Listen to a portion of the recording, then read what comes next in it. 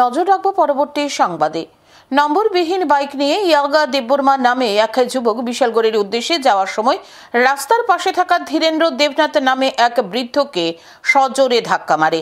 এতে ধীরেন্দ্র দেবনাথ গুরুতরভাবে আহত হয়। পাশাপাশি ধীরেন্দ্র দেবনাথকে ধাক্কা মারার পর বাইক চালক ইয়াগা দেববর্মাও দুর্ঘটনার কবলে পড়ে। এতে ধীরেন্দ্র দেবনাথ ও ইয়াগা দেববর্মার উভয়ে গুরুতরভাবে আহত হয়। স্থানীয়রা ঘটনা প্রত্যক্ষ করে বিশালগড় দমকল বাহিনীর কর্মীদের খবর দেয়। দমকল বাহিনীর কর্মীরা ঘটনাস্থল থেকে আহতদের উদ্ধার করে বিশালগড় মহকুমা হাসপাতালে নিয়ে যায়।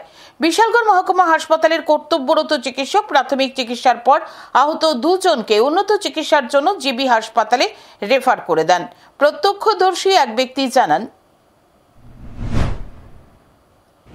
আরে আমি এদিকে বাড়ি থেকে যাইতেছি, এদিকে বাইকটা আইছে বাড়ি থেকে আবার উড়ান দিয়ে করতে মানে একদম পটো ছেড়ে বাড়ি দিছে। হ্যাঁ এবার একটু লাইনটার ভিতরে বাইকটা এবার কন্ট্রোল করতে 100 কিলোমিটার বাইকটা স্পিড বাতালা 100 কিলোমিটার খুব স্পিড।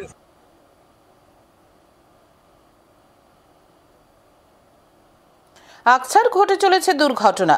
বাইকের ধাক্কায় গুরুতর আহত এক পথচারী সহ বাইক চালক।